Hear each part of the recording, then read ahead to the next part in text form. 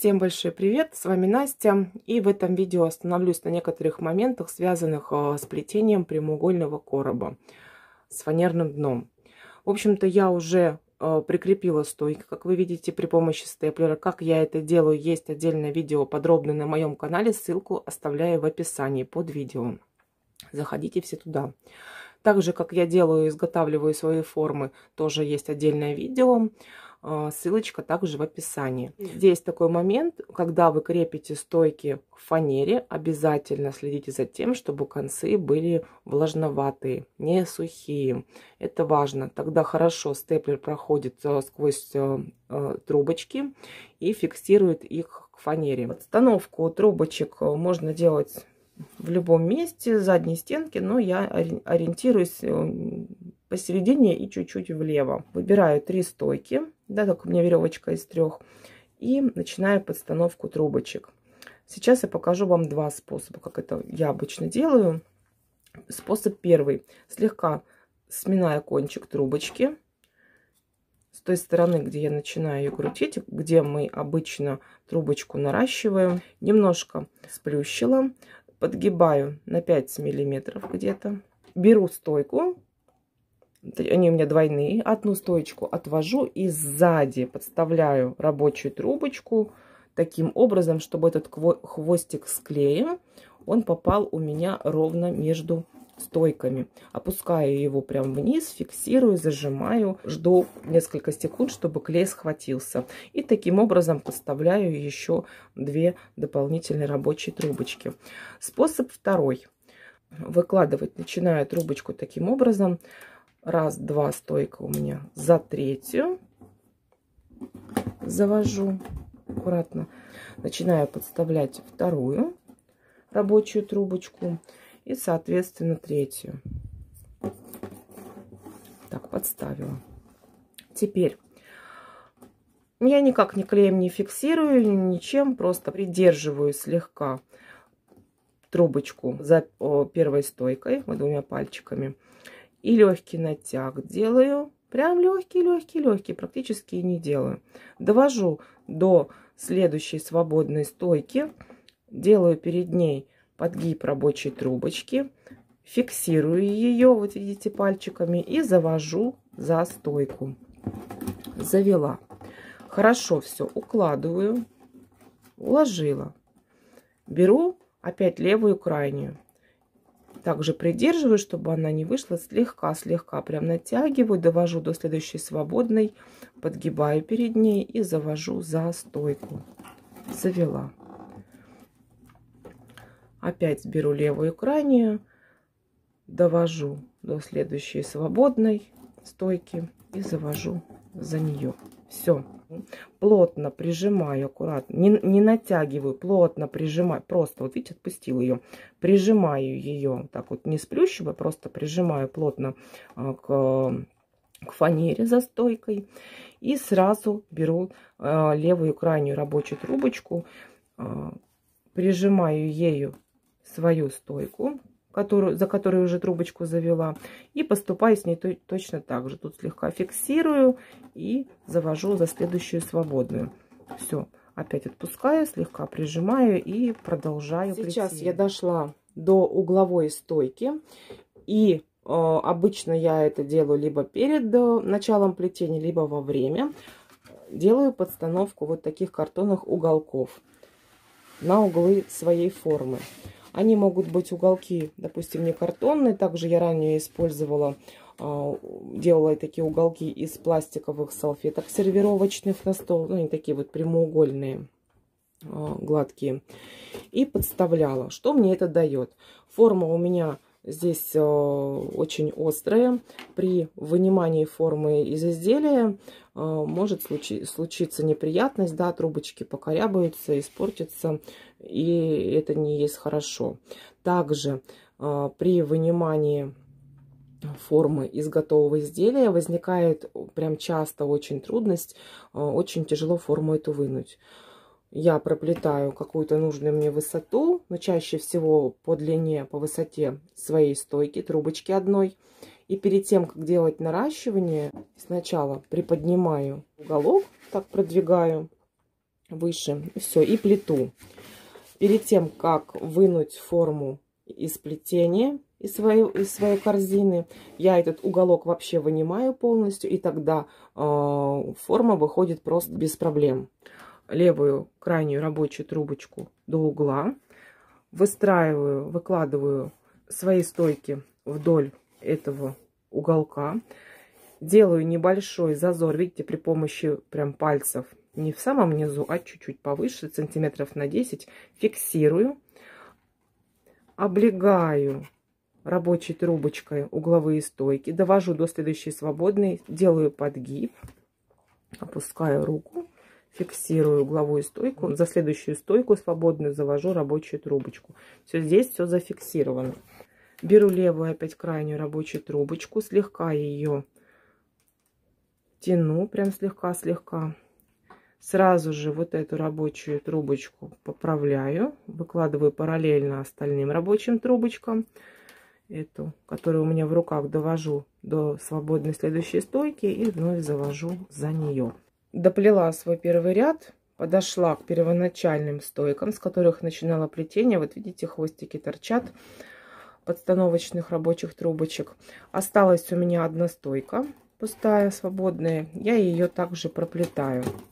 Вот эти вот 3 стойки, с которых мы начинали плести, буду их перекрывать, закрывать ряд, повторюсь. Беру крайнюю правую рабочую трубочку, также по рисунку через 2 за 3, как плетется веревочка из 3. Тут самая главная проблема, как спрятать хвостики. Я поверх этих хвостиков торчащих выкладываю рабочие трубочки и проплетаю через 2 опять за 3. Через 2 за 3. Так, теперь у меня вот эти вот хвостики, видите, они торчат. И мне нужно сделать так, чтобы их не было. Мне сейчас нужно будет их обрезать. Как я их обрезаю? Так, здесь торчит хвостик, видите, и здесь у меня стойка. Я прям буквально перед стоечкой делаю срезик, чтобы у меня трубочка срезалась так, чтобы практически упиралась в стойку, но не наклоняла ее. Я ее туда сейчас буду немножко убирать. То же самое делаю со второй. Можно, в принципе, прямо ее подрезать или наоборот наискосок с другой стороны. В общем-то, как вам больше нравится. Давайте так и так попробуем. Вот, хвостик я спрячу вовнутрь между плетением. И все эти хвостики, их видно не будет ни снаружи, ни изнутри. Опять немножко убираю здесь и здесь. Так, хвостик мешает, кончик. Все. Пока я их не трогаю, начинаю плотно прижимать плетение. Также мне понадобится моя волшебная палочка. Вот она. И при помощи нее я буду прятать хвостики. Так, я их уже потеряла. Так, один хвостик здесь. Прижимаю плетение как можно плотнее. Вправляю, если нужно. Ведь тут этот хвостик не торчит, я его не трогаю. Этот немножко торчит, я его поправляю.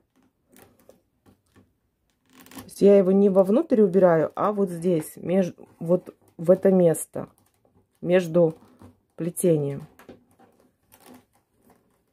Он у меня, получается, ложится этот хвостик вдоль, прям сверху вот этих вот хвостиков, которые степлером я прикрепила к фанере. Поверх укладываю. Здесь какой-то перепад наверх получился. И снова ровно. Вот этот перепад мне как можно аккуратнее нужно убрать. То есть я трубочки слегка подтягиваю на себя. Все это делается очень аккуратно. И их поджимаю. Вот видите?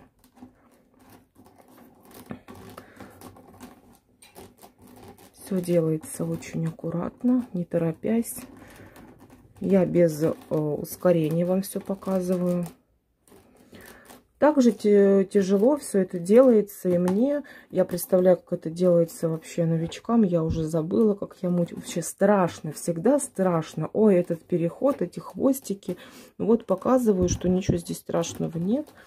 Вот. Все, прижала.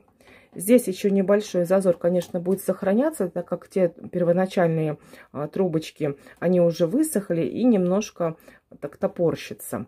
С вторым верхним рядом мы сейчас будем плотно также плести, прижимать нижний первый ряд к фанере, и все будет классно. Продолжаем плетение с левой крайней рабочей трубочки, вот от первой стойки, через 2 за третью, через 2 за 3. Проплетаю второй ряд и снова дошла до угловых стоек. Сейчас мне нужно делать подстановку дополнительных третьих трубочек на вот эти вот угловые стойки. Для этого я беру 4 рабочие трубочки, ориентировочно сантиметр от концов срезаю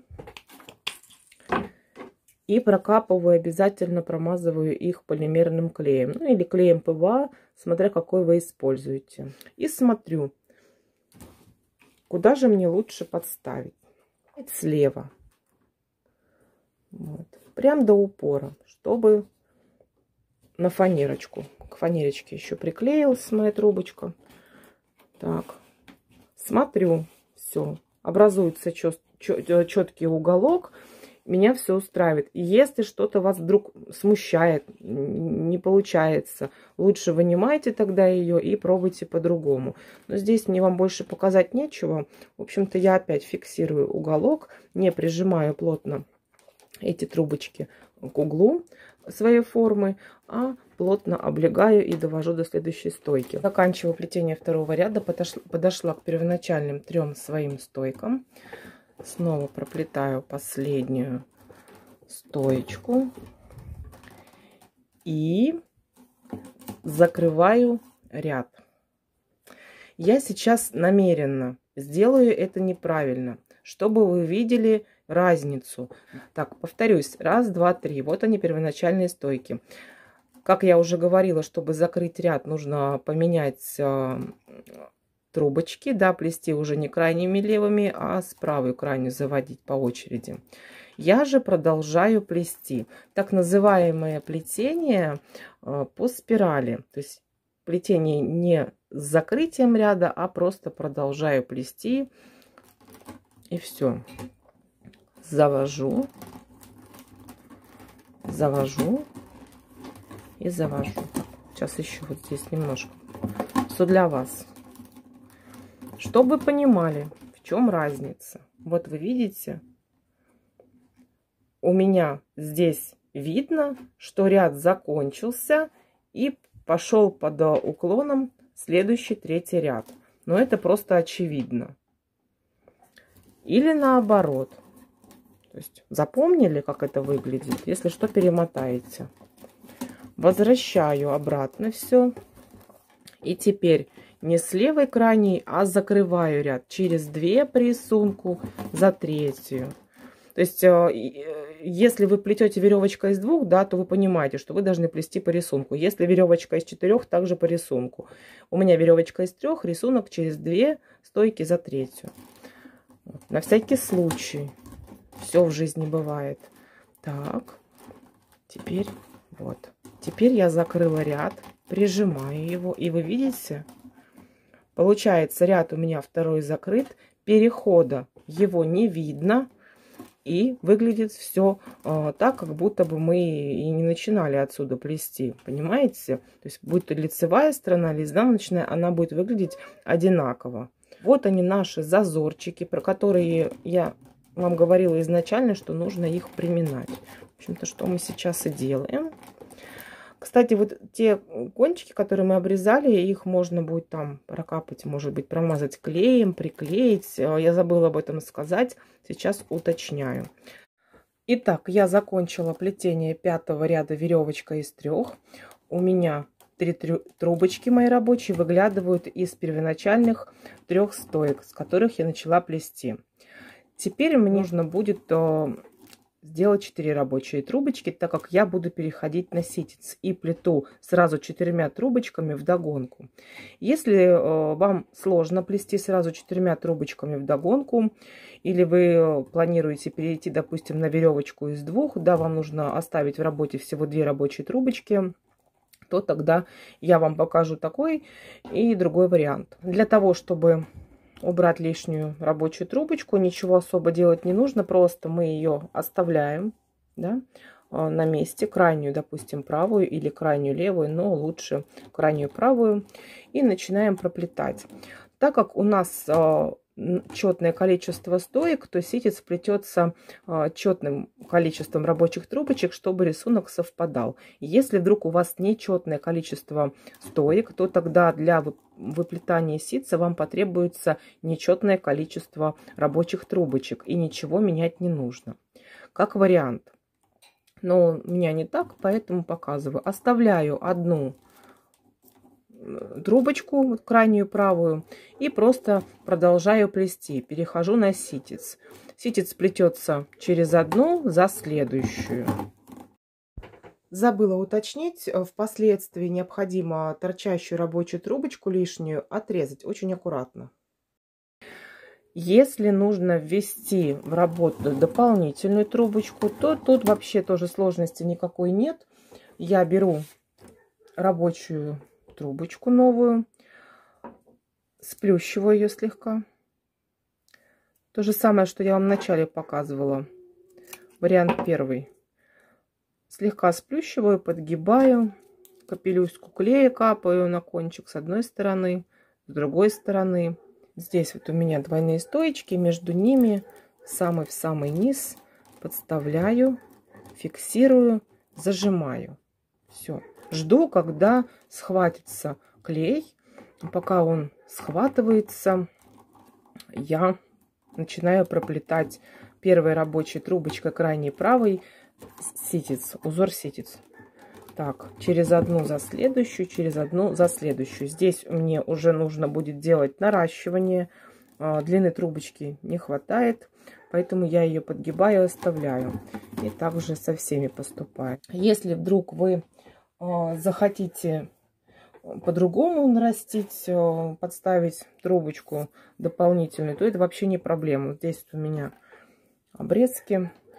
Слева также прокапываете клеем наискосок, допустим, трубочку срезаете, подставляете ее слева от стоек, заводите за стойки и также выкладываете вдоль плетения за стойкой. Вот таким образом. Ну и напоследок хочу вам показать парочку приемов, которые могут вам пригодиться при выплетании четких и красивых углов на прямоугольном коробе. Первое. При сгибе на угловых стойках трубочки, да, вот, допустим, сейчас у меня трубочки пересушенные слегка, и если при попытке согнуть трубочку у вас образуется залом на внешней стороне рабочей трубочки, то легко можно, допустим, себе помочь. Для этого я незадолго до самого угла, прям буквально миллиметров за 5, начинаю ноготком слегка оставлять на внутренней части трубочки такие вмятинки именно на внутренней стороне.